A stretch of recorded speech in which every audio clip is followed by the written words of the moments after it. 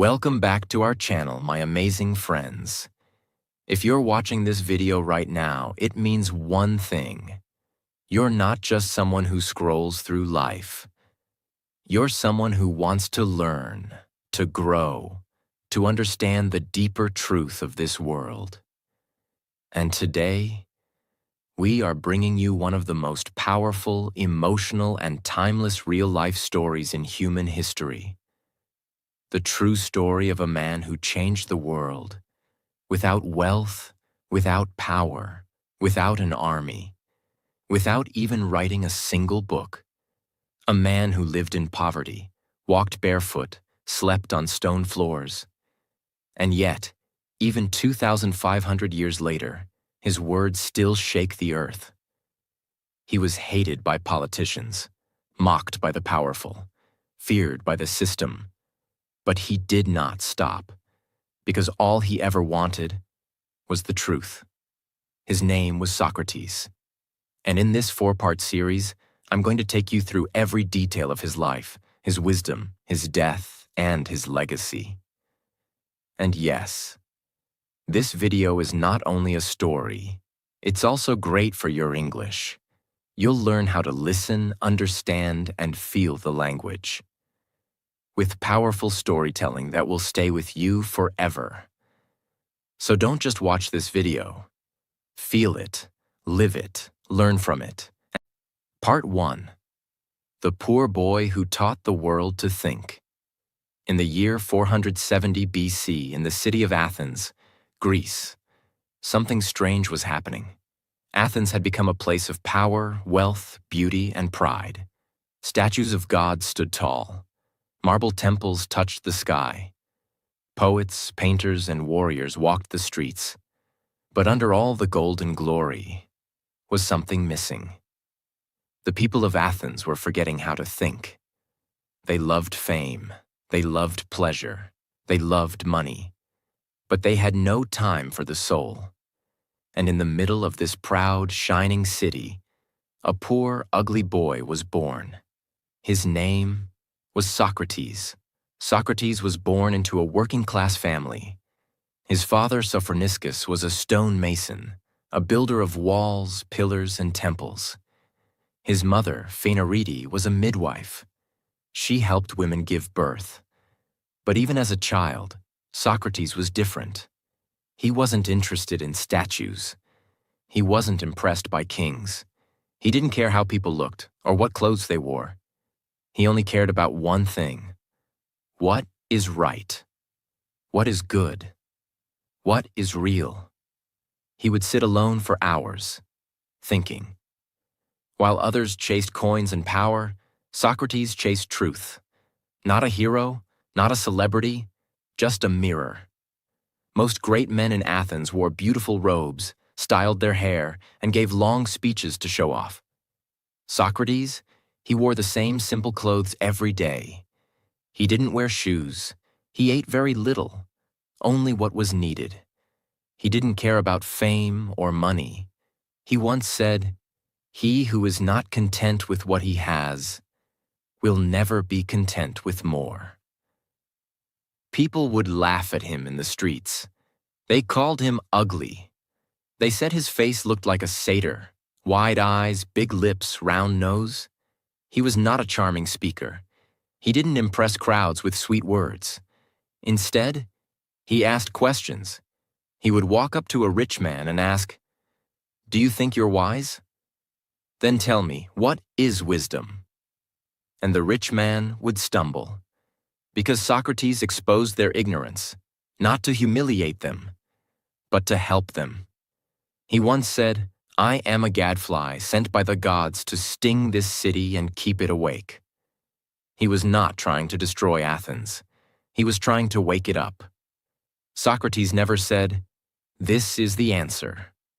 Instead, he would ask a question, and then ask another, and another, until the other person realized that their beliefs were shaky, uncertain, weak. This became known as the Socratic method. And even today, it's used in modern law, education, psychology, and debate.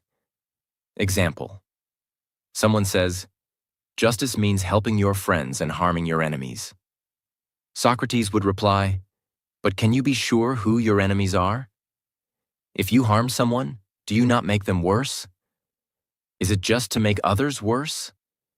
Suddenly, the definition of justice falls apart, and the person is forced to think deeper. That's what Socrates wanted, not just answers, but understanding. Socrates never wrote a book. He believed truth should not be written and stored. It should be discovered moment by moment through conversation. He had no classroom. His school was the marketplace, the temples, the gymnasiums, the sidewalks. He spoke with shoemakers, farmers, politicians, and teenagers. To him, everyone was worthy of deep thinking. And soon, young men began to follow him. They weren't learning how to get rich. They were learning how to live a good life. Among his students were young men who would later become giants of philosophy. One of them was Plato. Another was Xenophon. They watched how Socrates lived, how he never got angry, never chased pleasure, never feared poverty. They listened to his questions, his calm voice, his courage. They didn't just follow a teacher. They followed a man who lived what he taught. But not everyone was happy. While his students loved him, the powerful men of Athens hated him. Because Socrates was dangerous, he wasn't violent, he didn't shout, he didn't insult. But his questions were like fire. They exposed lies. They made the rich feel weak. They made the leaders feel small. They made the people think. And a city that is built on pride and image doesn't like to be questioned. By the time Socrates reached his 70s, Athens was not the glorious city it used to be. It had once been the crown of the ancient world, a place of art, democracy, and unmatched beauty. But after the Peloponnesian War, a long, bitter fight between Athens and Sparta, the city was deeply wounded, politically, economically, and emotionally. The people had lost their pride. The democracy was unstable, and there was fear everywhere. Fear of new ideas, fear of rebellion, fear of change. And in times of fear, societies often look for a scapegoat, someone to blame, someone to silence. And that someone was Socrates. Socrates was not a politician. He didn't run for office. He didn't lead revolts. He didn't write manifestos. But his very presence, his voice, his questions, his calm defiance felt like a threat. Because what Socrates questioned was not just individuals. He questioned the entire foundation of Athens, its values, its justice system, its leaders, its understanding of right and wrong. So one day, he was charged with 2 crimes. 1, corrupting the youth of Athens. 2, not believing in the gods of the city. But what did these accusations really mean? Let's break them down in a way anyone can understand. Many young people in Athens loved Socrates. They followed him. They watched him question the powerful. They learned to think for themselves. And the leaders of Athens hated that. Imagine being a politician who lies to the people. And suddenly, all the teenagers start asking hard questions. That's what was happening. Socrates didn't tell young men what to think. He taught them how to think. And for the elite class, that was dangerous. So instead of admitting their own fear and pride, they said, "He's poisoning the minds of our children." In truth, Socrates wasn't corrupting youth. He was awakening them. The second accusation was even more emotional. The people of Athens believed in many gods: Zeus, Athena, Apollo, and more. Temples filled the city. Sacrifices were made. And belief in the gods was tied to loyalty to Athens. Socrates never insulted the gods. But he questioned blind faith. He believed in a higher spiritual force, maybe a single divine voice, a moral guide.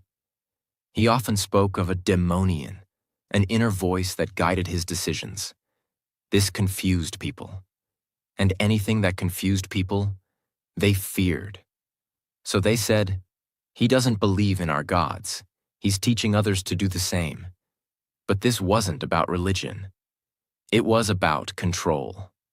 In 399 BC, Socrates was officially put on trial. It wasn't a small event. It was a massive public drama.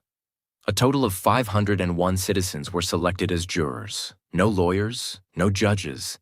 Socrates would speak for himself. In ancient Athens, public trials were common, but this one was different. This was the mind versus the mob, truth versus fear, philosophy versus politics. People gathered by the hundreds to watch. His friends came, his students came. The whole city buzzed, and Socrates, now an old man, nearly 70, stood in front of them, wearing his usual simple clothes, no shoes, no wealth. Just words.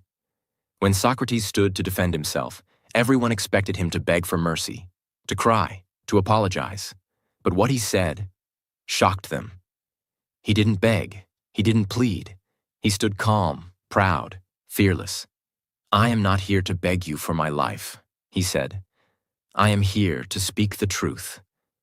He looked directly at the jurors and said, "If you think I will stop asking questions, challenging lies and awakening people, just to save my life, you are wrong."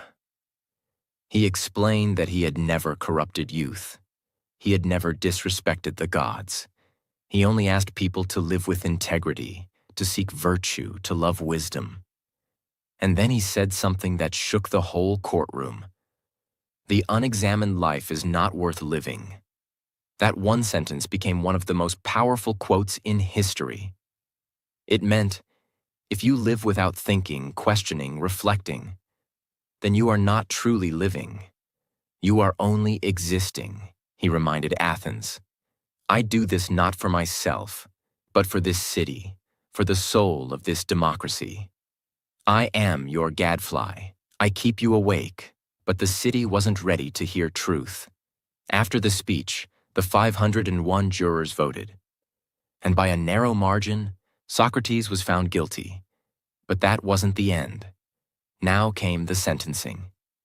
In Athens, after being found guilty, the accused could suggest a punishment for themselves. Socrates could have said, "Exile me. Fine me. Let me live in silence." But what did Socrates say? He smiled and suggested this: "I should be given free meals for life at the city's expense, just like an Olympic hero." Why?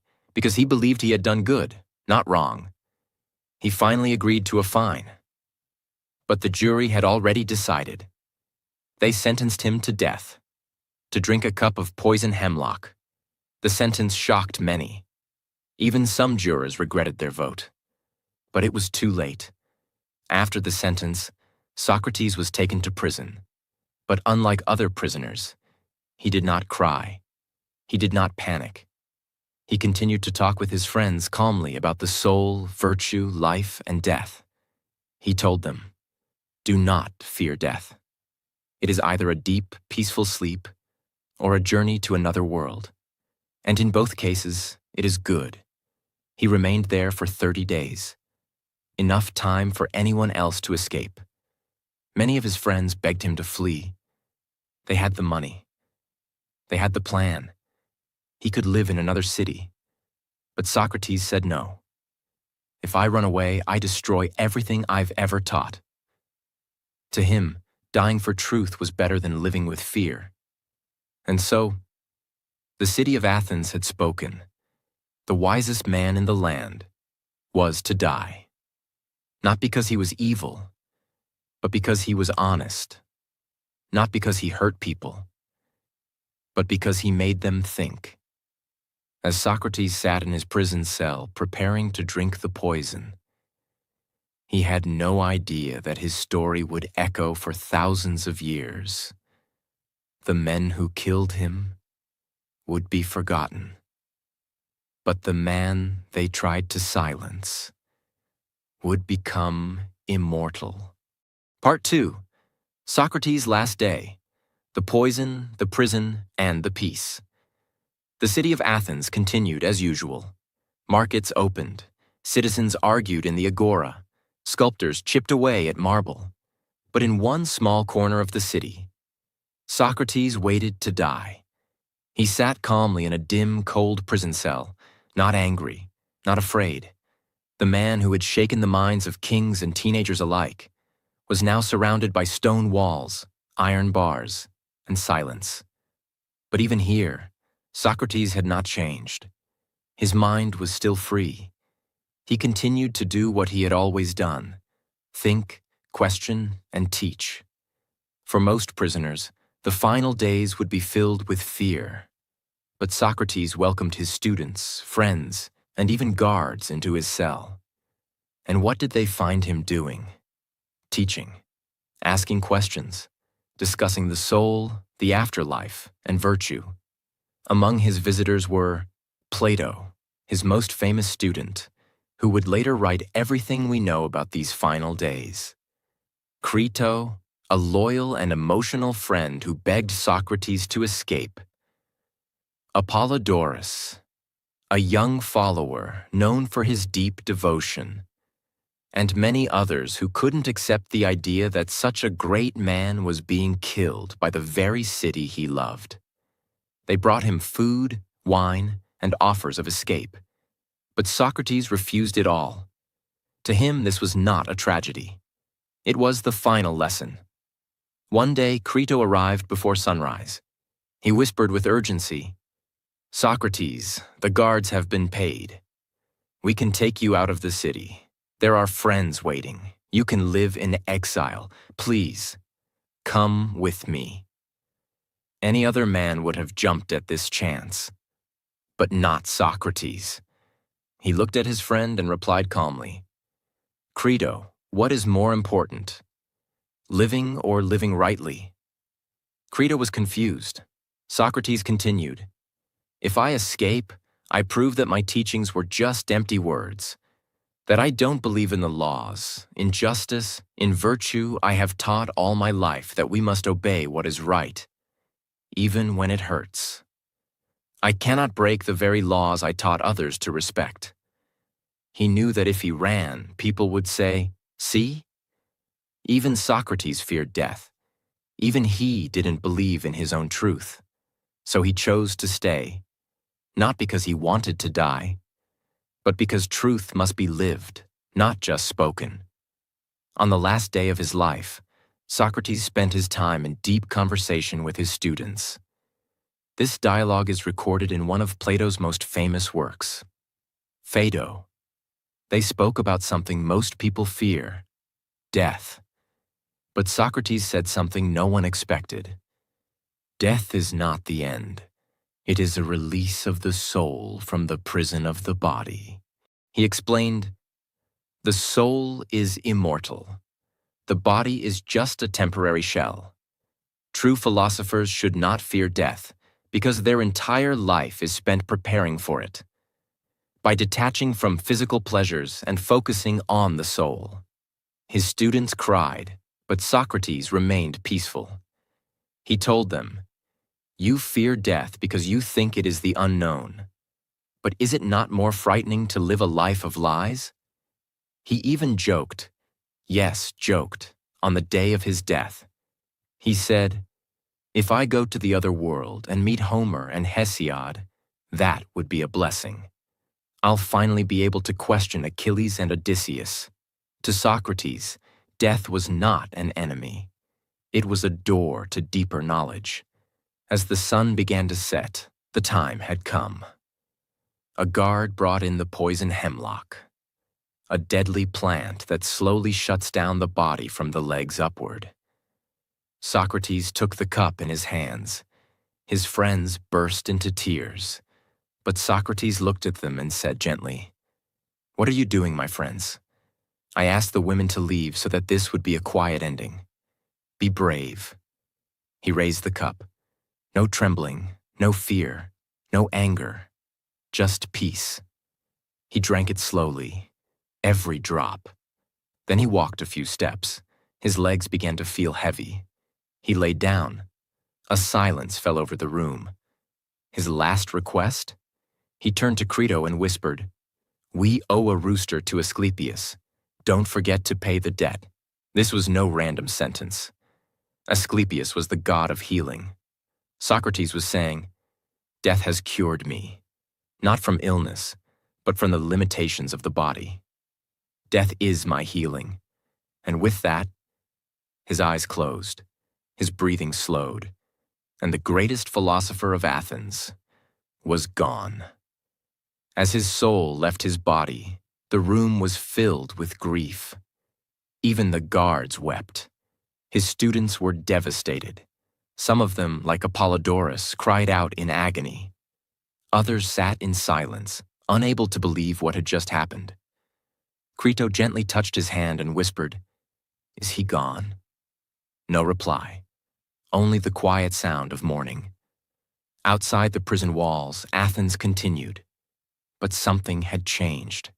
The man they feared had died with more dignity and truth than anyone they had ever known. In the days after Socrates' death, a heavy silence hung over Athens. Some citizens began to feel guilt. Even some who had voted for his execution said, "We have made a terrible mistake." They saw that Socrates had not fought, had not hated, had not begged, and yet he had died more powerful than any general or king. The body of Socrates lay still on a simple prison bench. His hands were calm. His face was peaceful.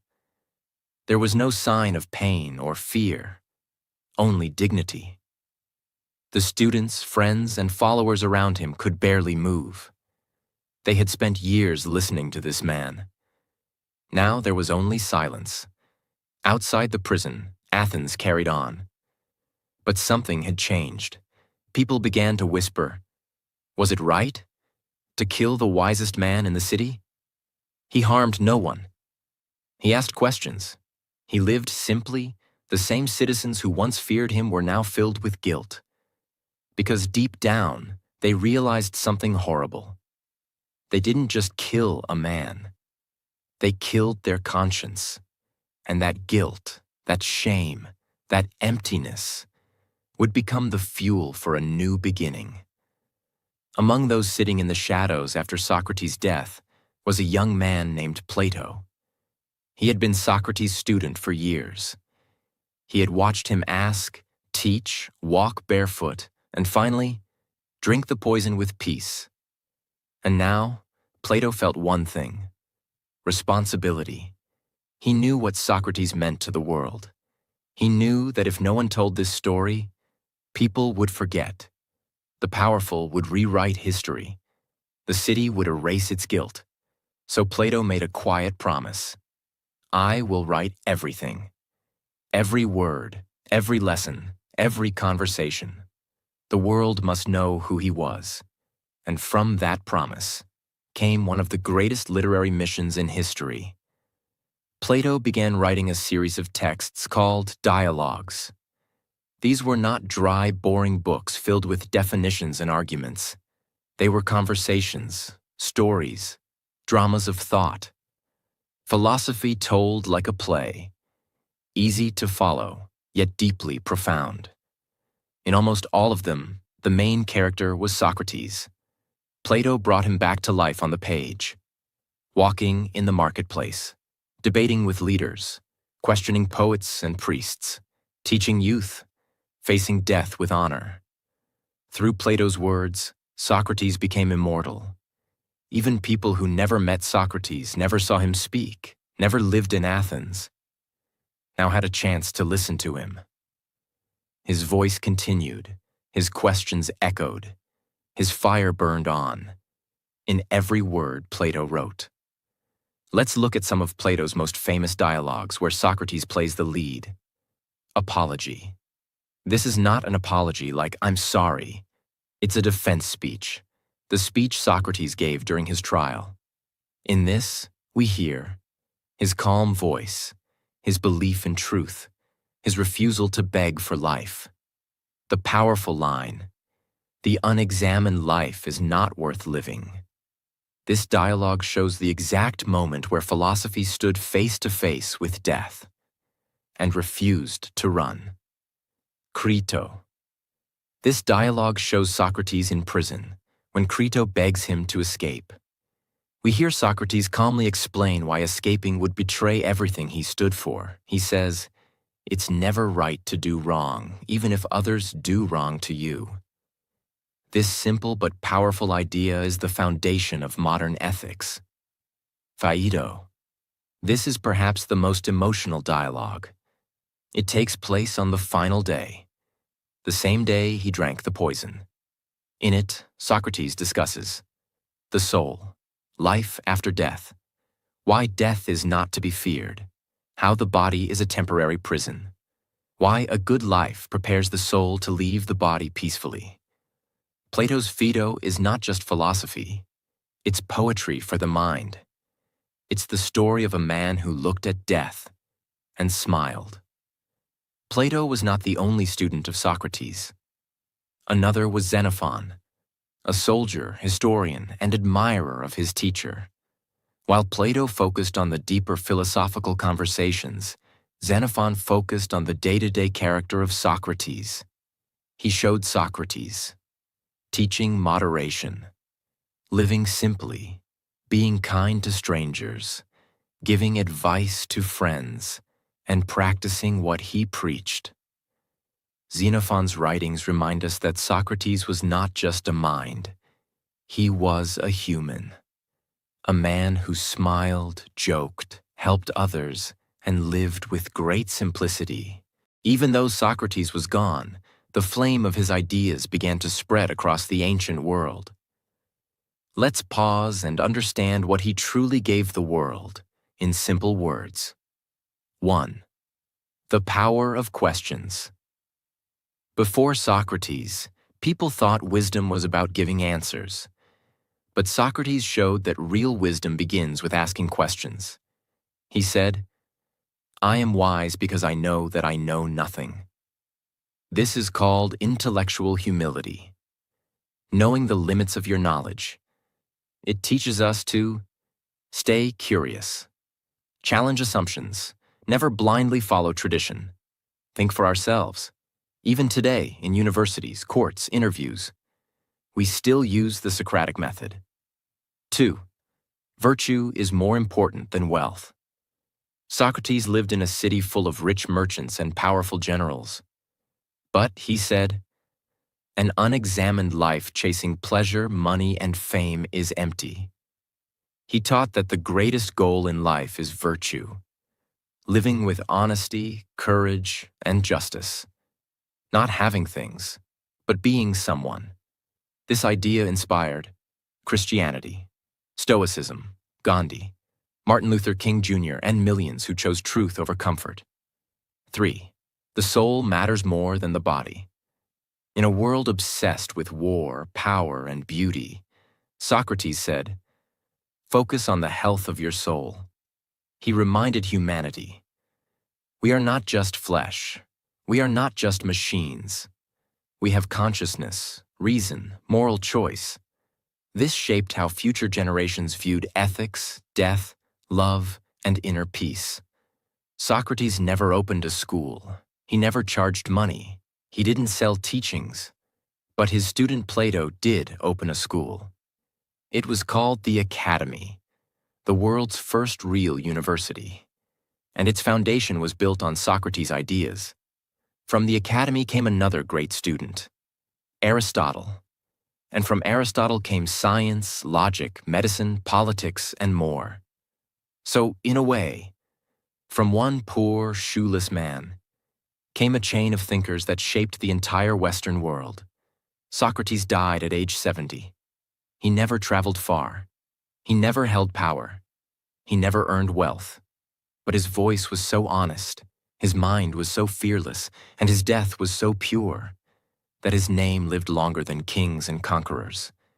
He taught us that your life is not defined by how long you live, but by how deeply you live it.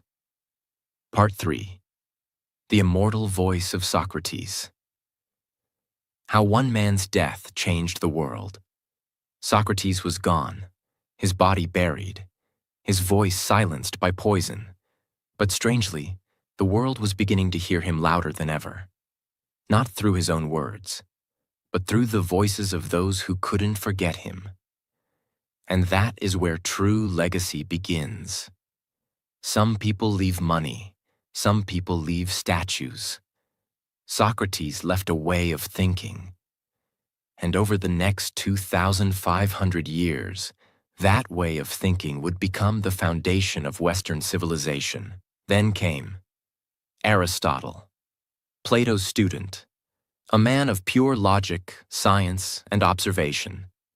He took Socrates' method of questioning and applied it to biology, physics, ethics, and politics. He would later teach Alexander the Great, who would go on to spread Greek culture and ideas across the world. And then, the world followed.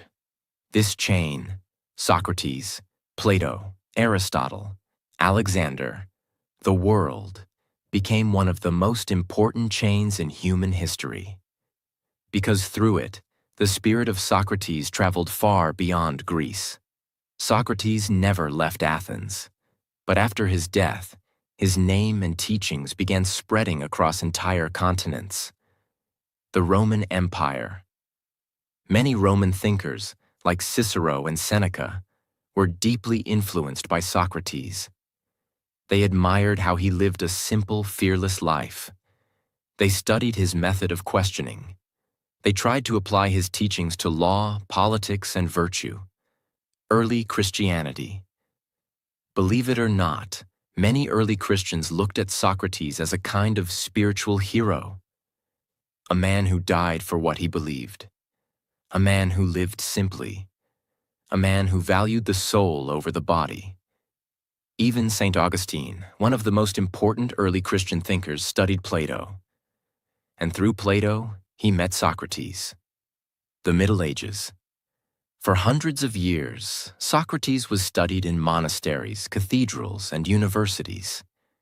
His ideas were translated into Latin and Arabic.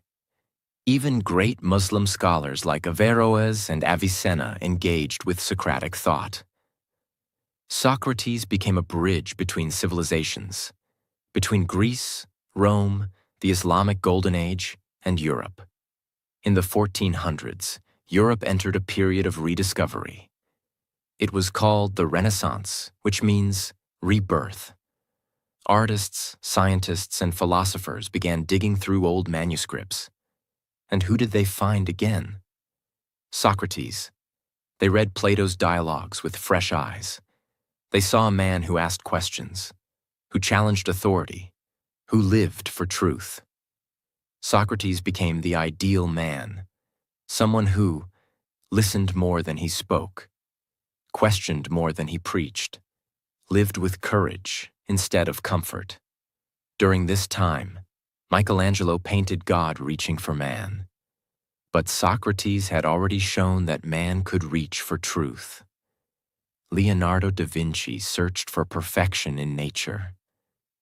But Socrates had already searched for perfection in the soul. Galileo and Newton used observation and questioning, methods born from Socratic thinking. The Renaissance was not just about art. It was about returning to wisdom. And Socrates stood at the center. In the 1700s and 1800s, the world entered a new phase, the age of revolutions. People in France, America, and other countries began fighting for freedom, justice, democracy, truth. And guess who became one of their heroes? Socrates, because he had already shown the world how to stand up to corrupt power, speak even when silenced, die with dignity rather than obey lies. In France, the revolutionaries admired Socrates' moral courage. In America, Leaders like Thomas Jefferson admired Greek philosophy and its love for reason and liberty. Even in India, great thinkers like Raja Ram Mohan Roy read Western philosophy and were moved by the Socratic spirit of truth-seeking. You might wonder, was Socrates only important in the West? No. His ideas began appearing in conversations all over the world.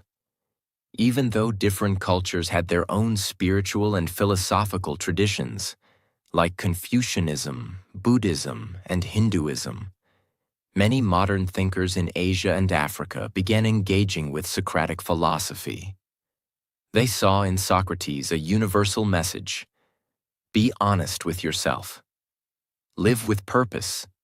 Think deeply. Question blindly accepted ideas.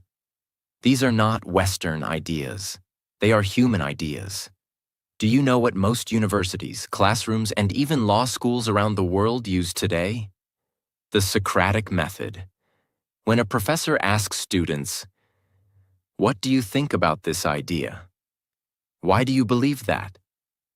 Can you prove it? What if the opposite is true?" That's Socrates speaking through them. He turned teaching into a conversation, not a lecture. He made learning about thinking, not memorizing. This is why doctors use questioning to diagnose. Scientists use hypotheses and testing. Lawyers use cross-examination. Teachers use dialogue instead of commands. Socrates is in every question that makes us smarter. Let's pause here and understand something emotional and real. Even today, in every country, there are people like Socrates, people who speak the truth, question the system, make people uncomfortable, try to help others think clearly, and many of them are punished, just like he was. Journalists are arrested, activists are silenced, students are threatened, teachers are fired, whistleblowers are hunted. Why? Because truth is still dangerous, just like it was in Athens. And that's why Socrates' story still matters today. He reminds us, even if they silence your voice, your ideas can live on, if they are real, honest, and powerful. Socrates was never trying to be famous. He didn't want followers. He didn't care about glory. He just wanted people to live better, think deeper, be more human. And if you've ever asked yourself a hard question, refused to lie, followed your conscience instead of the crowd, chosen to do what's right instead of what's easy, then a part of Socrates lives in you. Socrates was executed to silence him, but that death became a louder voice than any speech, because his life was not about shouting. It was about asking. His death was not about fear. It was about peace. His legacy was not about power. It was about truth. And as long as truth matters, as long as humans think, as long as one person dares to speak against the mob, Socrates is still alive. Socrates died long ago, but he is not gone, because every time someone questions the system, chooses honesty, lives simply, faces fear with peace, speaks even when it's dangerous, thinks for themselves, Socrates is alive. He was not a god, not a prophet, not a warrior. He was a human being, just like you. And that is the most powerful message of all. If one simple man in sandals, with no money and no power, could change the course of human thought forever, then what about you? What truth is inside you? What fear must you face? What lie must you question? What courage is waiting to be born? Let the story of Socrates remind you that you don't have to be perfect. You don't have to be rich. You don't have to be powerful. You only have to be true.